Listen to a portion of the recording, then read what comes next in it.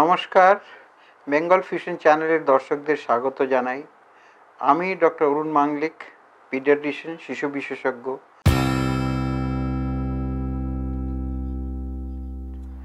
আজকে একটু আলোচনা করব জ্বর নিয়ে, বাচ্চাদের যে জ্বরটা হয়ে থাকে।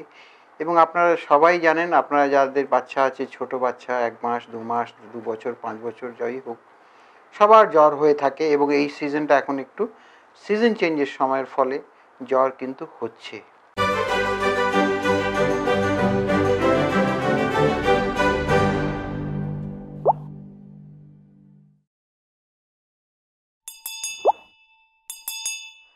এবার একটু আমরা ভেবে দেখি যে জ্বর জিনিসটা কি। ওটা কি সত্যি রোগ নাকি অন্য কিছু? সত্যি কথা বলতে গেলে ওটা কিন্তু রোগ নয়। ওটা একটা রোগ হয়েছে, সেটা ম্যালেরিয়া হতে পারে, ডেঙ্গু হতে পারে, পেচ্ছাপ ইনফেকশন হতে পারে, যা কিছু হতে পারে, কিন্তু জ্বরটা তার লক্ষণ মাত্র। আরেকটা জিনিস বুঝবেন, লক্ষণ ছাড়া যেটা খুব গুরুত্বের কথা, জ্বরটা হচ্ছে বডি সিস্টেম রোগটাকে প্রতিরোধ করার চেষ্টা করছে এবং সেই প্রতিরোধের ফলে জ্বরটা আসছে। আমরা যদি জ্বরটাকে বারবার করে ওষুধ দিয়ে ঠেকিয়ে দিই, কমিয়ে দিই, তাতে আমরা একটু শান্তি পাবো ঠিকই, বাপ মারা খুশি হবে, ঠাকুরমারা খুশি হবে, কিন্তু জ্বরের যে ভেতরে রোগ প্রতিরোধ করার যে ক্ষমতাটা, যে শরীরটা লড়ছিল রোগের বিরুদ্ধে, সেটা কিন্তু ক্রমশ আমরা বাধা সৃষ্টি করব। অতএব জ্বরটাকে কোনোদিন শত্রু বলে ভাববেন না। জ্বরটা আপনার বাচ্চার বন্ধু। সে রোগটাকে বিরুদ্ধে প্রতিরোধ করার ক্ষমতা সৃষ্টি করছে এবং লড়াই করার পুরো প্রকল্প বাঁধছে। তা সত্ত্বেও আমরা জ্বর নিয়ে বড্ড ব্যস্ত হয়ে পড়ি। বাচ্চার জ্বর 101, 102, হরদম ফোন পাই যে ডাক্তারবাবু কী করবো, একটু আগে জ্বরের ওষুধ দিলাম, আবার কমছে না, আবার বেড়ে যাচ্ছে। একটা জিনিস জানবেন, 103-4 জ্বর হওয়ার মানেই এই নয় যে খুব সিরিয়াস রোগ, রাইট? জ্বর যত বেশি তার মানে কত সিরিয়াস রোগ তা নয়।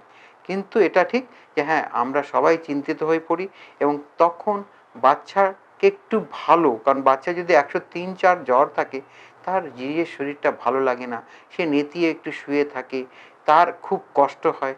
তো এই দেখে কিন্তু বাপ মা, ঠাকুরমাদের, আত্মীয় স্বজনদের খুবই কষ্ট হয়, যার ফলে আমরাও বলে থাকি যে একটু জ্বরের ওষুধ দেবেন। এবার একটু জ্বরের ওষুধ নিয়ে আসি। আমরা সবাই জানি, সবার বাড়িতে থাকে প্যারাসিটামল। আমি ব্র্যান্ড নেম করে ইচ্ছে করে বলবো না। প্যারাসিটামল বলে একটা ওষুধ থাকে, খুব হরদম ইউজ করি। কিন্তু প্যারাসিটামল খুব সেফ ওষুধ। তার একটা স্পেশাল ডোজ আছে, সেই ডোজ আপনার ডাক্তার বলে দেবেন।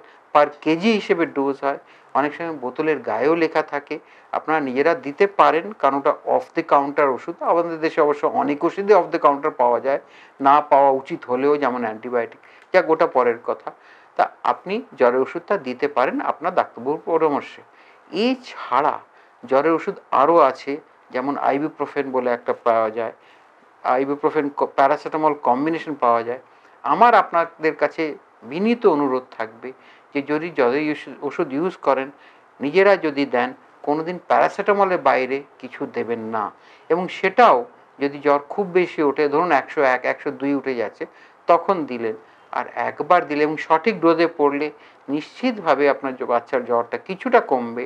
এবং জ্বর কমে গেলে আবার যদি ওঠে, সাধারণত সেটা উঠতে 3-4 ঘন্টা, 5 ঘন্টা, 6 ঘন্টা হয় এবং 6 ঘন্টার পরে আবার রিপিট করতে পারেন, রাইট? তাতে একটু বাচ্চা ঘামবে, ঘাম হলেও ক্ষতি নেই।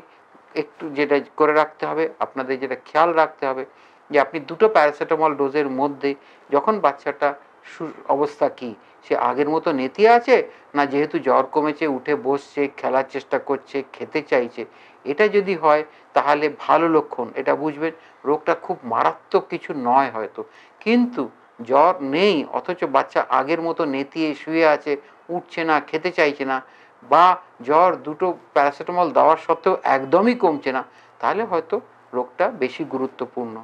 আজকে জ্বর নিয়ে আমার মনে হয় এতটাই থাক। আপনাদের প্রশ্ন থাকলে অবশ্যই জানার চেষ্টা করবেন। আমরা অবশ্যই আপনার সব প্রশ্ন সঠিকভাবে উত্তর দেওয়ার চেষ্টা করব। এই বলে ভালো থাকবেন, এই বলে শেষ করি। নমস্কার।